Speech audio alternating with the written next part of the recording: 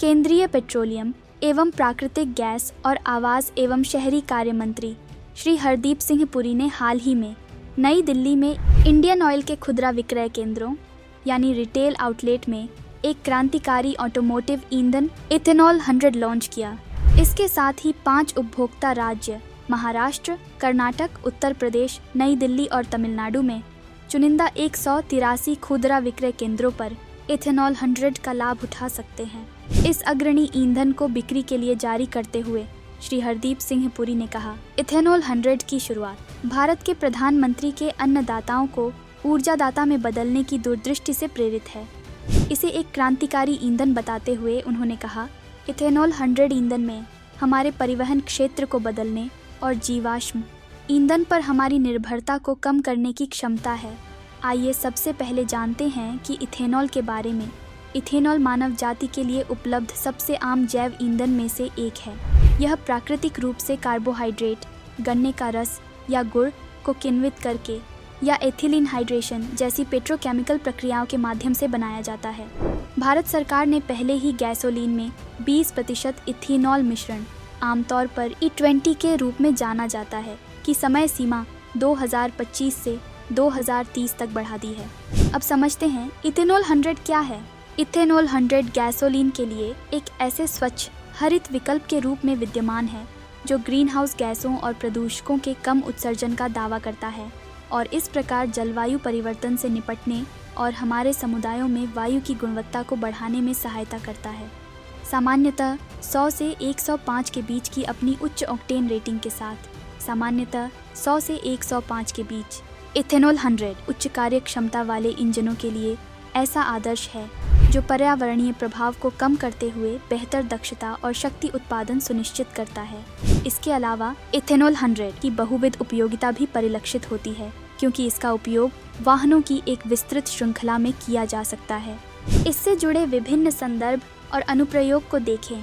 यह आयात निर्भरता को कम करने, विदेशी मुद्रा के संरक्षण और कृषि क्षेत्र को बढ़ावा देने के लिए सरकार की प्रतिबद्धता को भी दर्शाता है।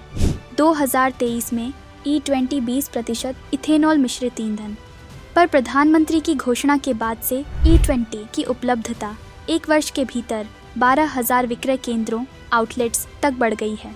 पिछले 10 वर्षों के दौरान इन इथेनॉल मिश्रण पहलों से किसानों की आय में वृद्धि होने के साथ साथ ग्रामीण रोजगार में वृद्धि हुई है और 1.75 करोड़ वृक्ष लगाने के बराबर कार्बन डाइऑक्साइड CO2 उत्सर्जन में कमी आई है और इसके परिणाम स्वरूप 85,000 करोड़ रुपए की विदेशी मुद्रा की भी बचत हुई है। 2025 से 26 तक पेट्रोल में इथेनॉल के 20% मिश्रण तक पहुंचने के प्रधानमंत्री के स्वप्न को साकार करने की दिशा में देश द्वारा की गई प्रगति के बारे में बताते हुए श्री पुरी ने कहा कि तेल विपणन कंपनियां देश भर में पेट्रोल के साथ इथेनॉल के विभिन्न मिश्रणों को प्रस्तुत करके इस प्रयास में सबसे आगे रही हैं। साथ ही तेल विपणन कंपनियां ने उच्च मिश्रण प्रतिशत को संभालने के लिए भंडारण क्षमता और संबद्ध बुनियादी ढांचे को बढ़ाने में भी निवेश किया है।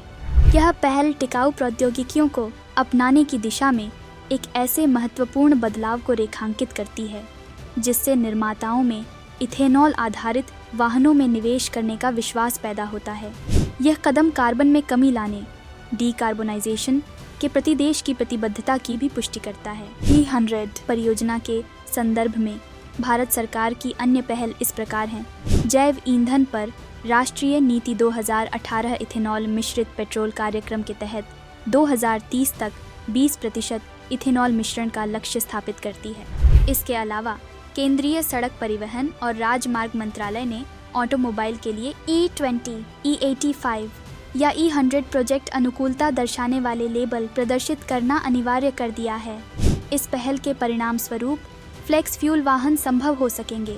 फ्लेक्स फ्यूल इंजन E20 और E100 के बीच मिश्रित गैसोलीन के किसी भी मिश्रण पर चल सकते हैं। साथ ही पुणे में E100 पायलट प्रोजेक्ट लॉन्च किया गया था। 2019 में प्रधानमंत्री जीवन योजना इस पहल का उद्देश्य 2G इथेनॉल उद्योग में वाणिज्यिक परियोजनाओं की स्थापना और अनुसंधान एवं विकास की उन्नति के लिए अनुकूल माहौल बनाना है। गोबर्धन योजना यानी galvanising organic bio agro resources, यह योजना पशु और जैविक कचरे से नकदी और बिजली उत्पन्न करते हुए सामुदायिक स्वच्छता में सुधार करने का प्रयास करती है।